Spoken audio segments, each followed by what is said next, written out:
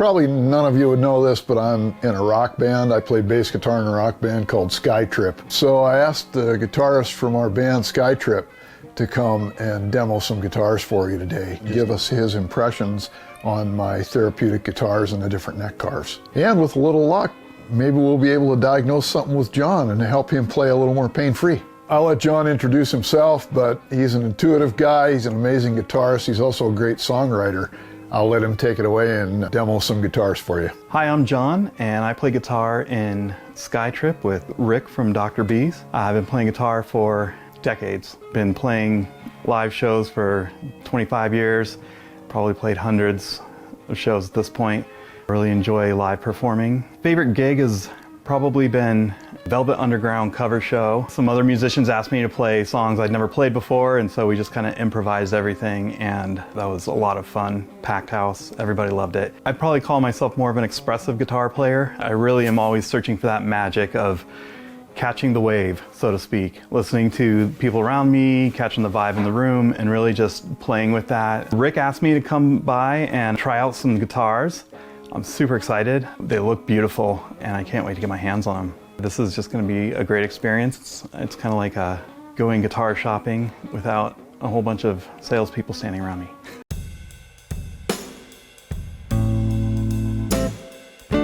I'm really curious to just feel all of them. The three in the back here, they've got a different wood, different pickup configurations. The four in the front look very similar. I'll bet there's some great subtleties there that I'm excited to see the difference. I particularly like the headstock on this purple one. So each guitar I have feels very unique in the reasons why I like them. As I've gotten older, I do think versatility is really great, so I'm not constantly changing guitars to get the same kind of tones. So I like to just see how the different pickup positions can vary, just how much variety am I getting out of a single instrument, and how comfortable is it really to play. You mentioned that at your age, you kind of like versatility. You want something that'll cover a lot of bases and doesn't have such a narrow sound, for example. I tend to look at the pickups. When I look at a configuration of guitar, that tends to be the thing that gives me the ability to play different genres. And electric guitar, we're talking. In terms of feel and what's resonating, the neck seems far more important to me than anything else. That's the most tactile thing I'm feeling, and that has more of an influence on how my hands move. Think a better made instrument. You can play across more genre. You can get the tone you need out of your fingers and your playing style instead of having to rely on so much electronics to get what you want. So I started thinking more about the construction materials allowing you to have an instrument that's not so moody and is playable across more styles, volumes, and genre than being so much about, well, it's made out of mahogany. My apartment smells of rich mahogany. That's a very reliable wood, but I don't think it's the end all of, but I do think you want to have something that's resonant. I think that there are magical guitars that people have. The sum of all the parts go together to make it what it is, getting to something that's more forgiving and playable across a variety of settings. When I was first playing guitar, I definitely just had what I had, made the most of it. Decades into playing, when I finally found the gumption to actually start taking these things apart, adjusting things, replacing, and I found kind of a confidence there. In doing that, I think my ear also changed, because I was all of a sudden realizing I should be listening for different things. This guitar is actually my body, but it's a commercial neck. It's super wide, so it's going to be a little awkward. The interesting thing about super wides are they're no wider than most acoustic guitar necks, but it's really wide in the context of an electric player.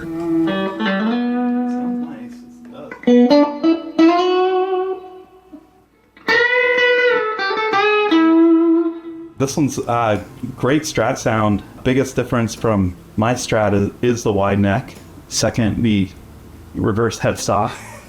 Love the look of it, but it takes a little getting used to. It's the distance between the strings when I'm picking. Quite comfy, though. It's actually an F spacing at the bridge. It's set up really flat, though, compared to most Strats. So your strings are definitely closer to the body. And then that's a set of Haywire Texas Special pickup. I think the wide neck is, it's very comfortable, but it takes some getting used to. I'm doing like some quick strums, it's a little broader stroke, so all those little subtle things in there, I think it's just, you got to spend a little time on a guitar. You're not used to a neck like that and everything. Great ability to bend forever. It's no secret that Les Paul and B.B. King couldn't hardly even form any kind of chords by the time they were older. And it's to give people a little more space. So if your fingers aren't moving like they used to, or you're having pain trying to get to some of the configurations, you got a little more space to do that on your 5PM. I'd say it's an adjustment. This is definitely a very thick back of a neck. Bridge is definitely popping out too, is chunkier, which is interesting because I looked at this body and it kind of reminded me of like the Rickenbackers, not the 300 series, but kind of the frying pan. So yeah, the juxtaposition is the thing that pops out the most. Like you got this chunkiness on like a very slim body.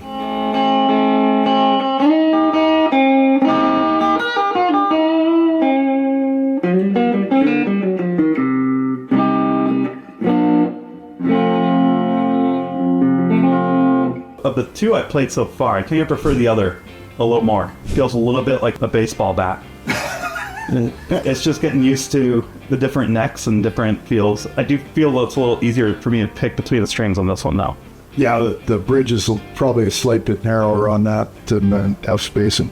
I wanted to build something fairly round and fairly universal across the back, so that was the baseball bat, or as we otherwise call it, the telephone poles. It's big and it's super thick. Ready to try another one?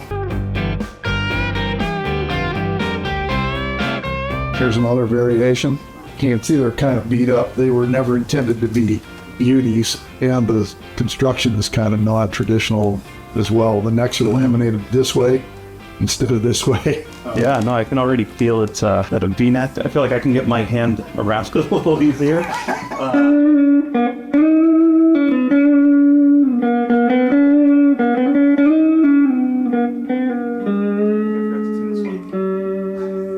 Yeah, I like this one. It's definitely the color.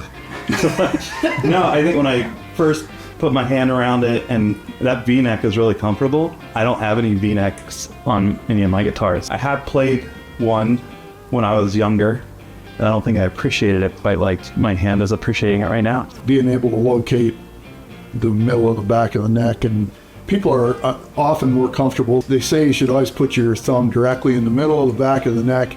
And I don't know, that's very intuitive for a lot of people, and I think it's a little easier to stay just on this side of the hump on the V. It just is a little bit of a flatter spot to rest your thumb on. So it's just a preference thing. I definitely feel it like sloping more toward the fretboard, and that just helps me play better. It's easier for my fingers to do what they need to do on the top of the fretboard when the back is kind of guiding you there. Back. Yes, it.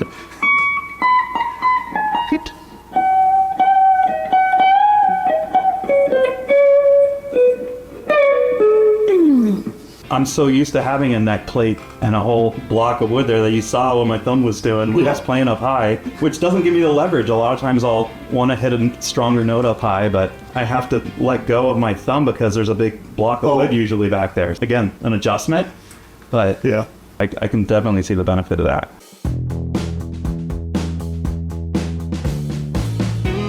That's nice. And it's a flattened neck on the back as opposed to a V.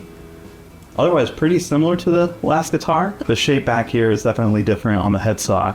Yeah, it's and the feel a little thicker, for sure. But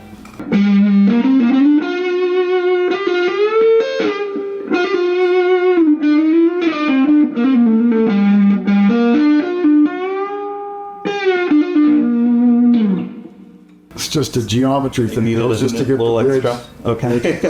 That looks nice though.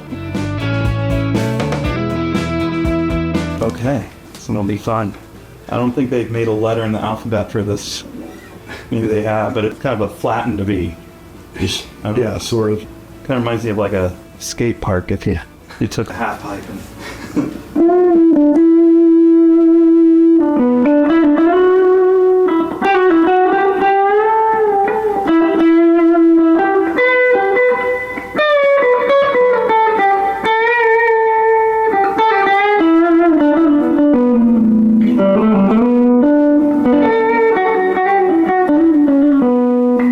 it though. I like That's it. a pretty high-end guitar company. I think that's Strandberg and has that. Okay.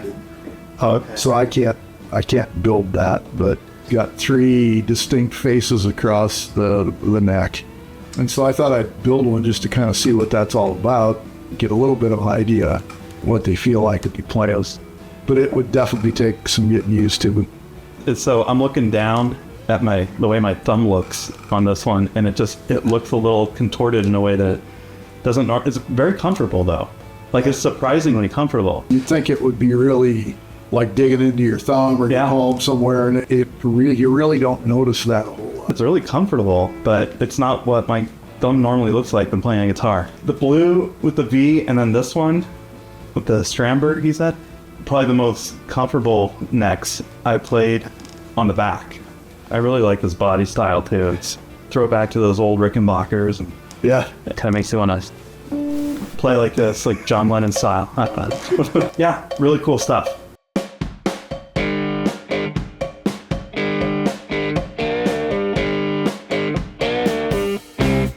And I think it feels fantastic.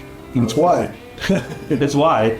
It's wide, but it feels very natural. Like less so than the Strat I was doing. Felt wider. The Strat may actually be string spacing wise, maybe a slight bit wider than this. And this is a lot more of a shallow C shape. That the telephone pole's more at what they would call a D shape. So it's got more horizontal sides to it. So this is definitely a lot thinner carve.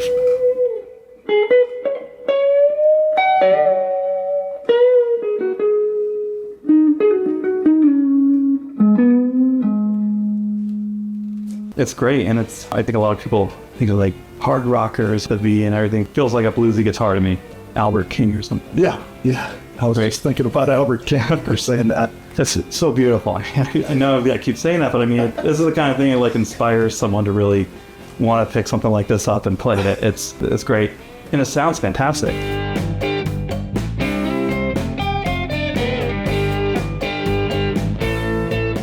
Oh man, that's nice and heavy. So that's all mahogany. It's not chambered. The V is slightly chambered.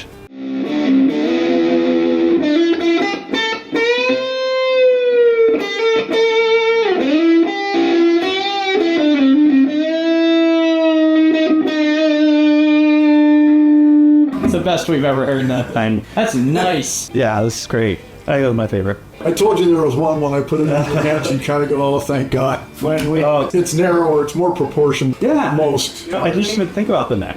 Yeah. But yeah, very easy to play. But it's very comfortable just to sit here. Like that weight is perfect. That was part of what we were going for, was the ergonomics of the body. This is a little thicker than some of the others. It's a little thicker. That's where all the string tension would be. The truss rod ends about here. Okay. And so I was a little worried about carving down too far with any of these and getting to the point where we created kind of a hump there. Yeah. I left the heel a little thicker on it.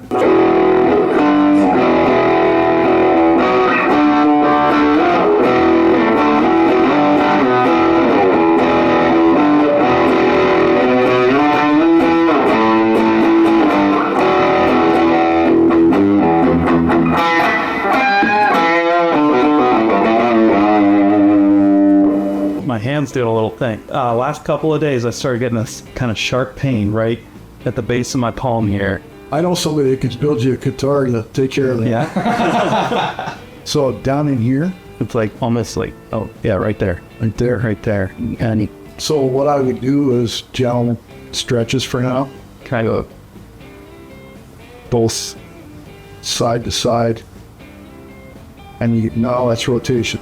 So you want to keep the rotation of you want to keep that stationary and do a little bit of this, and just do it gently, and then the same thing back and forth, and a little bit of massage. Okay, and probably it'll settle down on time if it's something that hasn't reared its ugly head before. okay, cool.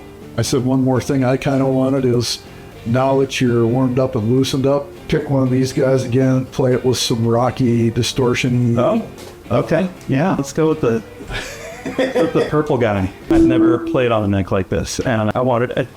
There's something oddly comfortable about it, even though it feels really alien.